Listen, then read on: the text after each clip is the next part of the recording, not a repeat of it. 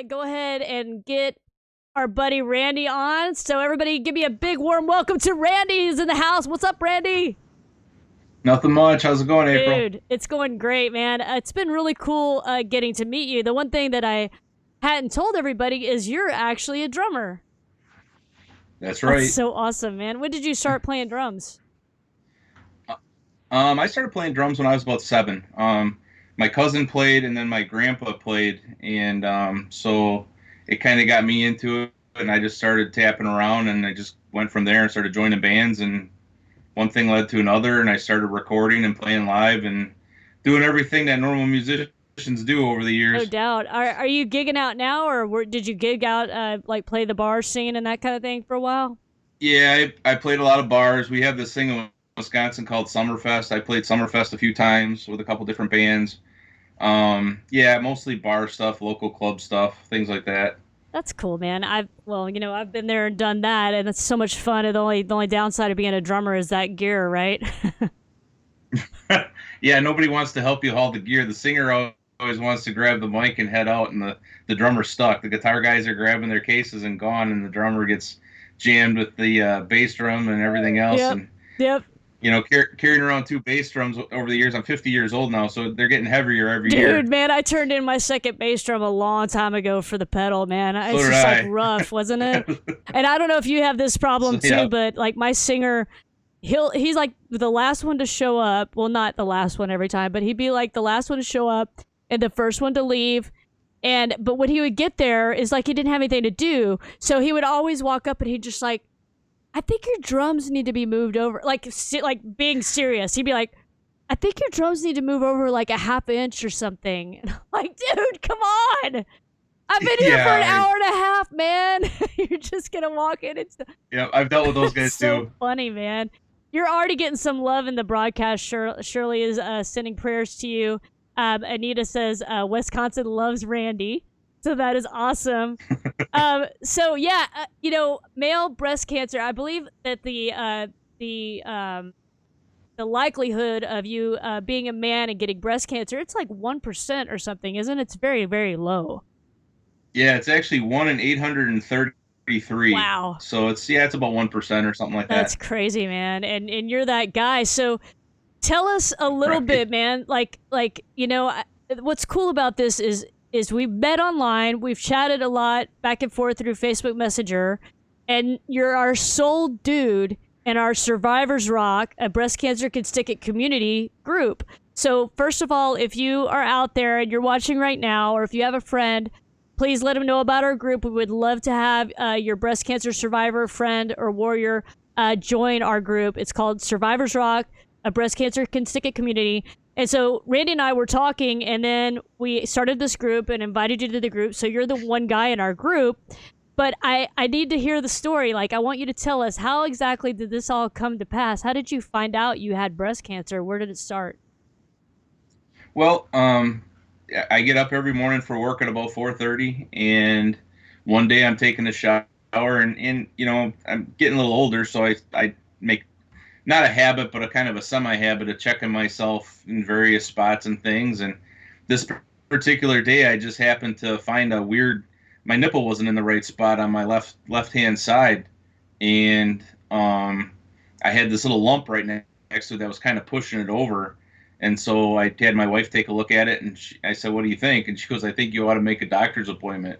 So I did, and they got me in real quick. My primary care doctor's female, so she got me in real fast, and she looked at it and said, "Yeah, my nipple was inverted. I had this lump there. I had a couple of the different symptoms." So she sent me off. I actually had a mammogram. I had an ultrasound, and then a week after that, I had a biopsy. And then they determined that I had invasive ductal carcinoma. Wow. And what did they stage you at that point?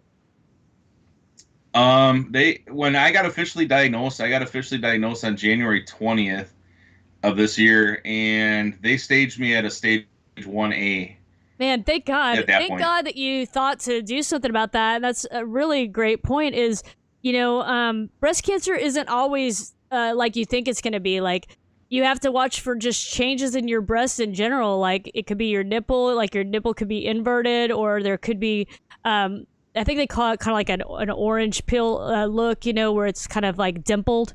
It could be red. It could be a multitude of things, not just always just a lump. It could be many different things that breast cancer first shows up at. And to catch it very early, especially as a man, I've heard that that's not very common. Like a lot of men usually put it off and they wait, So it's really good that you jumped on top of that. So what was it like having a mammogram? I mean, a lot of the women out there, some of the women really complain about it. I'm curious to hear from a male perspective how that was for you. It was different. I mean, they were very cool about it. I mean, they understood the awkwardness of it, and I am a bigger guy, but I don't have I didn't have a lot up there, so they really had to kind of jam me into the machine, and the two ladies that were doing it were very cool about it. They were very respectful. They were nice. I mean, I couldn't ask for anything more as far as a mammogram goes. It was incredibly uncomfortable. I mean, my wife's always telling me about her boob smushes and things like that, and I was always like, oh yeah, whatever. But I totally get it now. I totally respect the process. Yeah, you feel the pain. I mean, it's the thing is though, I think it's important to note that obviously you still did it, and that's the point, is that women need to be sure and get their annual mammograms if they're of the age that the doctors recommend. Definitely need to get your mammograms and stay in front of this, because it could turn out really different. I want to stop for a second, Randy, and tell everybody where you're from, because we're here in Texas, and so I need to let everybody know where you're from. What state are you out of? I'm out of Wisconsin. Very cool. I'm in southeastern Wisconsin. I think you've got some buddies watching online tonight. I don't know if you're friends with yeah, I got a fan You club do. Brenda is watching. Woohoo, Randy, she says. Paige is another survivor, a breast cancer survivor. She's in our group with us, and that is Paige. She says, welcome, Randy. And then Kelly is sending you some love from Little Elm. Michael Gray says, hello, Randy, go, Pat, go. Very cool. Right. You got, I'm telling you, dude, like have a fan club over here. It's really cool. So Michael is asking, so I have to ask, and no disrespect, but is it more prevalent in heavier males? Actually, Michael, I can answer that. Being overweight is actually a risk factor for breast cancer across the board. So that's actually a known thing. So that would go for whether you're male or female. So that is actually a risk factor. A lot of people don't even know that, but it is true. And then Jen says, we need to teach our men what to look for. They teach girls in high school, but the guys are not taught that they can get it too. It's so true. That's what makes it so scary, is that a lot of guys probably aren't watching for it. And that's what makes your story such a killer one to tell, Randy. It's like, I've met one other, actually two other male breast cancer survivors, and one of them waited way too long, and now his charge in life is to tell everybody and be very public about the fact that, if you're a guy and you see any changes in your breasts, you need to call attention to it to your doctor and have it checked out, because he put it off and he's not in good shape now, and he's really struggling. And so it's super scary. So you got us through the mammogram, the biopsy, and all that stuff. What was it like when they told you it was breast cancer? How did that, God, that just must have been crazy. Yeah, it was difficult because I was at work. So, and I'm a police officer. So I was driving around on patrol, and the nurse from the clinic called me, and she broke the news to me, and I had to pull over because I couldn't drive. And, so I called my wife right away, and I told her, and had a good cry, I guess, on the phone, and just went from there. They had a nurse, a cancer nurse, that called me and set up my diagnosis with my they called it my cancer team. So I guess when you get cancer, you get a team. That's totally true. You do. You get a team, because you've got your oncologist, you've got a surgeon. And there could be a multitude of other people involved. Sometimes you might have a cardiologist or a pulmonologist involved, just depending on, Yeah. everything they're checking. But yeah, keep going. So I sat down with the surgeon. They looked at my scan, my mammogram, my ultrasound. They looked at all that stuff, and they were able to determine it was pretty small. The only thing they didn't really know was if it had gone into my lymph nodes or not. So my surgeon was going to take out all of my lymph nodes under my left arm, and from my breast over, they were just going to take them all out. Well, then he got to talking to another doctor, thank God, because he called me the Friday. I think I had surgery on like a Tuesday. He called me the Friday before at work and said, yeah, I was talking to this doctor. He said, well, why don't you take out the first two lymph nodes, biopsy those, and then if there's cancer in them, then take the rest. If there's not, leave the rest in there. Well, that's what ultimately ended up happening. There was no cancer in either one of those lymph nodes, so they left all the rest. Wow, yeah, that is scary because I know like Paige is in the broadcast right now, and I know that she's experiencing some issues from having some lymph nodes removed, I believe. Paige, jump in and correct me if I'm wrong on that. But yeah, because you can have a lot of issues if they take out a lot of lymph nodes. And for the people watching, so they understand, because I'm sure this is what they did with you as well, is there's a lymph node that's called your sentinel node, and it's basically the first node that your breast drains into. So I believe it's like the blood flow, that the first node that it hits. And so basically what they do is they do some diagnostics and some injections to find out which node is your lymph node. And then that's the one that they test, or those around there that they test to see if it has cancer, because that's the first place it would go. So that's kind of the starting point for it. And so that's likely what they did with you. I'm willing to bet is that they did the sentinel node and a few of those around there and tested those and found out you were all clear, thankfully. Yeah, that injection to inject the dye into your nipple is no joke. Yeah, it was what you just kind of breezed past that a minute ago, man. You didn't even mention it. I'm like, that was like the worst thing ever, man. You reminded me of that horror story. Yeah, dude. So so they bring you into this room, and I mean it's radioactive signs everywhere, and they lay you down on the bed and then stick you with these needles, and it's like, man, that was worse than the biopsy. I swear. Oh, like a million times worse, man. I remember, I mean, it was like 7 or 8 injections, like right into your areola around your nipple. And so, and then it basically, they have a screen and they're monitoring the blood flow, and then they watch where the dye flows into, which nodes it goes into. And then that's the one they kind of like tag and say, okay, this is the one that we're going to need to biopsy, or this is the one we're going to need to take out and test for cancer. But yeah, it's like there's all these like little tidbits when you're going through breast cancer that people don't always hear about. And that's one of them that I always tell people about, because I'm like, dude, it's like not good for business, man. It's hardcore. Yeah, I had to stop in after work, and they kind of gave me the rundown of the process. I'm like, what? You're gonna stick needles in my nipple? No, dude. And they're like, well, and I'm like, oh, not again. Yeah. Because I had a little bit of trouble with the biopsy when they did the biopsy. The first time the guy pulled the trigger, it felt like somebody had shot me through the chest because he hit a nerve in there. Oh gosh. And it literally felt like I was being shot in the chest.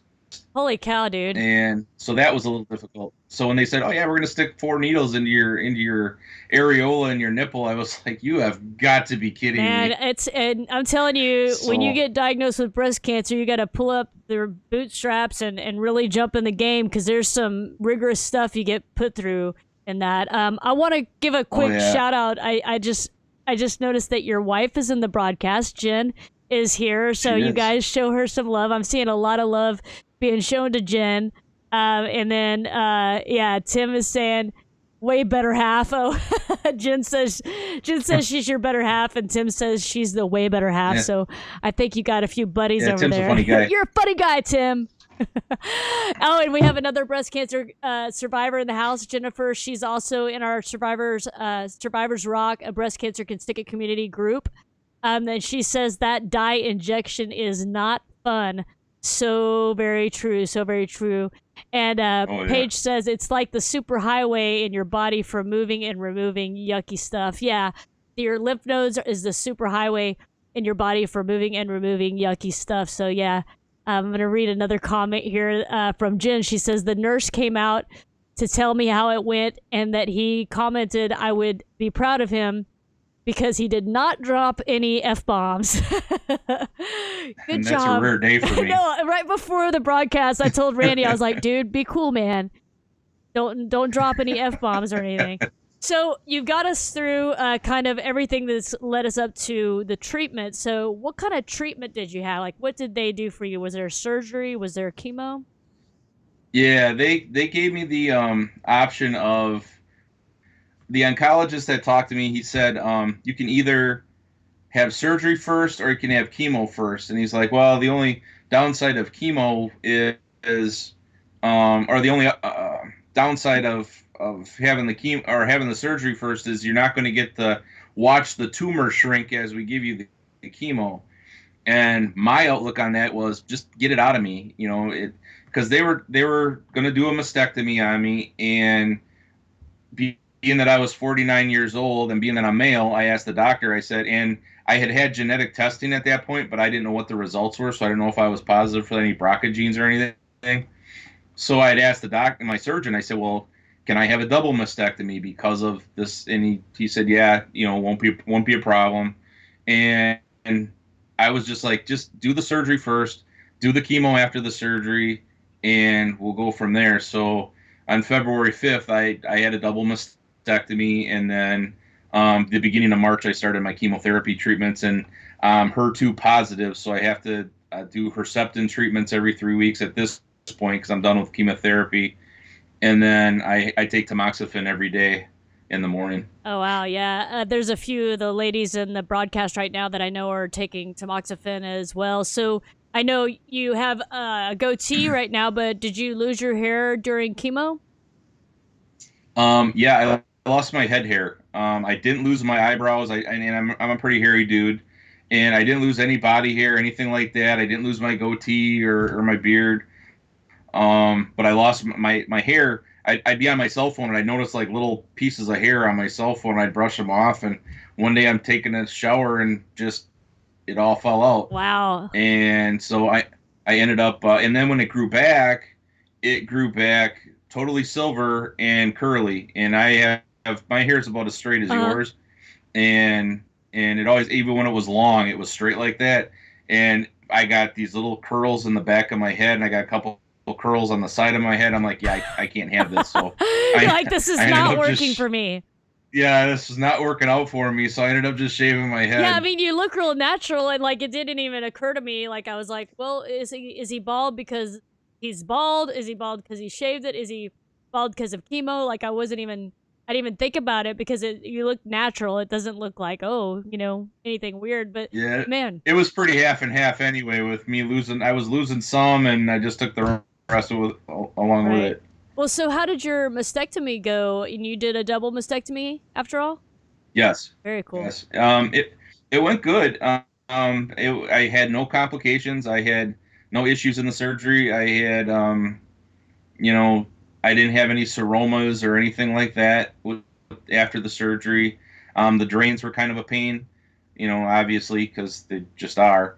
And the only other thing that I noticed is, or that I, you know, because I'm a guy, they don't have anything guy related as far as, so like the chest compressor that they put on you when your drains are in there, they don't have one that's black. They don't have one that's just white. They have purple flowers with frills and lace and things like that. That sucks, so man. So I got to, when I got my bandages off, I got to wear one of those for a couple weeks until I got my drains out, and then, you know, it was all good after that. But I mean, they're not exactly guy centric, which I get. Yeah, no, I mean, it does make sense, but it's sort of like you know, like I used to, for years, I would still get a notification in the mail that said it was time for my annual mammogram. Well, I don't have breasts either, and so I don't need mammograms because there's no way to do a mammogram anymore. But right. I'm like, you know, more people do reconstruction than don't, and so I had to like kind of teach, you know, my you know, the people that were in charge of sending that out. Like I went up there and I said, hey, I want to meet with the office manager. and I said, hey, you guys need to have something in place where you can flag when someone doesn't have any breasts anymore, because it's frustrating, and for some people it's upsetting, you know. So Hmm. you want to have that as a thing. So it's like it's a good opportunity to kind of teach the medical community, that they need to look out for those minorities too. Whereas I was a minority in that I don't have breasts, and you're a minority in that you're a male breast cancer survivor, which is uncommon. And so, yeah, it sounds like they didn't really give you a cool outfit for that, dude. No, I kind of got hosed Yeah, you there. did. Yeah, you Um, did. yeah, so yeah, it was definitely a process. I mean, going through the surgery I looked at it as kind of phases. The surgery was, or the diagnosis was the first phase, and the surgery, then the chemotherapy. And I mean, chemotherapy was, I was more worried about that than anything because I wasn't sure what the chemicals were going to do to my body. Because I mean, I eat pretty healthy. I at the time I was working out pretty steady. I had lost probably nearly 100 pounds at that point, and so I was a little worried about the chemotherapy. And then I had a really bad reaction on my first chemotherapy appointment. I literally thought I was going to stop breathing. They Oh said my head gosh. turned purple. They stuck oxygen on me. They gave me like a ton of Benadryl and just basically knocked me out so that I could, take my chemo bag. But after Holy that, cow. the second appointment, I had 12 treatments all told, and the second one on, I was fine after That's that. But the good. first one was just Wow, so it horrific. was like some kind of an allergic reaction that happened? Yeah, they said I was allergic to the preservative in the chemotherapy in the Taxol. Wow. So I guess there's a preservative in there that they said I was having an allergic reaction That's to. crazy, man. Well, I'm glad you were able to finish your treatment. I know there's a lot of girls that struggle through that, and yeah, I'm sure there are men as well. Of course, you're the one male breast cancer survivor I talk to all the time, so that just sucks. I do want to say that Paige just said we need a macho version of the pink ribbon for our man friends. Yeah, dude, we do. It should be Right? like a black ribbon with a pink outline. Like that'd be pretty rock and roll looking, Yeah, you right. know? Yeah, maybe some metal studs or Yeah, something like yeah, that. that'd be awesome. We That'd be gotta make awesome. this for Randy and like ship it out to him. And I want to remind you guys that are watching the broadcast right now, feel free to pop any questions you might have for Randy in the broadcast. We would love to ask those questions. And Jen just says, my own heart stopped as I was holding my breath as every single nurse in the center came running. It was so scary. She's talking about when you had that allergic reaction. God, I can only imagine, Jen. That must have been so hard. We're Yeah, going to have Jen on sometime so we can get her perspective of right. all this too. Also, Jennifer, who is a breast cancer survivor, is in the house right now. She says, I am on year 5 of tamoxifen and feel like I've had several side effects, but even at 5 years out, always wonder what is just a lingering side effect of surgery slash chemo and what's a tamoxifen side effects. Do you feel like you have any side effects? Um, when I hit the chemo, I had a little bit of tingling in my fingers and my toes, a couple of my toes, and then my index finger and my middle finger, and then my thumb. I had a little bit on both hands. I had a little bit of numbness and tingling, but that's pretty much gone away now. As far as the tamoxifen goes, when I first started the tamoxifen, I had some pretty severe headaches for the first maybe week and a half, and then those went away. And then I want to say I had probably at least one hot flash, but I haven't had, it hasn't been too bad. I pretty much cruised through chemotherapy. Halfway through, I got a kidney stone because I was eating too much protein or something. I ended up getting a kidney stone, and that was kind of a complication. And then I got where my port is, I got a swollen vein up in my neck that they had to deal with. But otherwise, through chemo, the tingling in my fingers and my toes, and then losing my hair were about the only side effects. And now with the tamoxifen, I really don't have any side effects at all right now, and I've been on it um, uh, probably at least a month. I've been on it. Wow, that's really lucky. I'm really glad to hear that. Especially, I keep thinking in the back of my head that whole reaction that you had to the first chemo. So I'm glad that the reactions didn't just like plague you through the whole through your whole journey. Paige is actually asking. She says you're BRCA2. Do they recommend removing anything else from men? For example, I am as well and had my lady stuff removed. You're my new hero, Randy. So she thinks she has you as her new hero. But yeah, so did they, because that's what they recommend with women. Is there something that they recommend with men whenever you have that? I'm not BRCA2. I'm actually HER2 positive. So my genetic testing, I actually got my genetic testing back the day that I came home from the hospital, and I have no kind of genetic markers for any of the other cancers or anything like that. I don't have any BRCA2 genes, but I am HER2 positive, so I have to deal with the Herceptin treatments. But as far as men go, we really don't have the parts to take out. When they were explaining to me the tamoxifen and that treatment, they said, they give you the rundown, and then they tell you, okay, you might have a hysterectomy, this, that, and the other thing, and it's like, well, we can skip this for you because you don't have those parts. So I can just imagine your face when they're like, yeah, they really, suggest you have a hysterectomy, but I guess we won't do that for you. Right. So they're pretty much like, well, you don't have those reproductive parts, so we don't have to worry about that with you. So there's really nothing to remove on me that a man would have removed in any of those situations. I have a 30-year-old daughter, and if I had been BRCA2 positive, I would have had to contact her and been like, hey, just so you know, kind of thing. Yeah, totally. That'd be the smart move. I do want to point out that Jen, your wife, did say that there is actually a male breast cancer ribbon, that it's pink with a blue line through the middle. So there is one out there. Now, I don't think it sounds as cool as the one that Paige is recommending right now, which is a pink and black checkered pattern ribbon, which would be pretty awesome. I dig that one much better. Yeah, that'd be really cool. I like that one. That'd be really cool. Well, man, dude, I really appreciate you joining the broadcast tonight, and I'm so happy that you're in our survivors group with us. It's just really cool to have a different perspective in there that none of us ever really gets to hear, and especially for everybody who's watching tonight, to be able to share your story with them and just make people aware of male breast cancer, because it's just not that common, but it does happen. So guys out there, be sure and be really careful, really safe, and be sure and check things out as you can, and let your doctor know of anything strange that you ever run across, because Randy right here is living proof that is very, very important to do, okay? Any final thoughts there, Randy?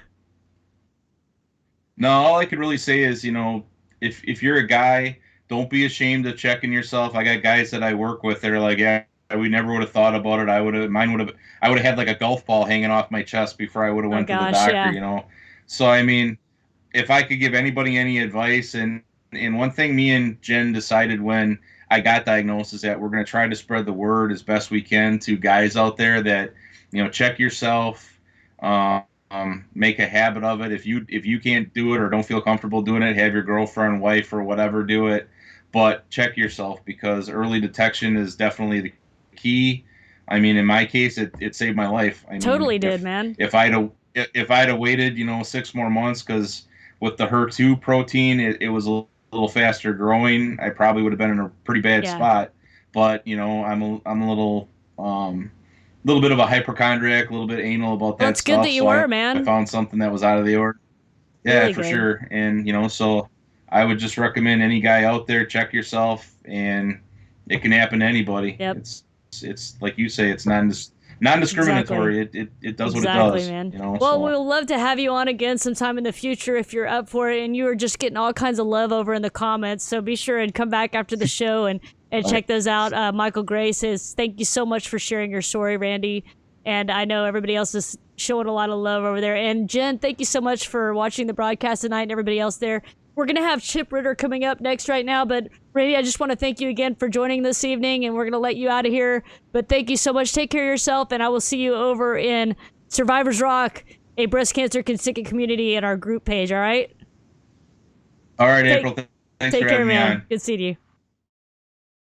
All right, everybody, that's Randy, man. He totally rocks. He is a rock star. We're so happy that he could join us this evening.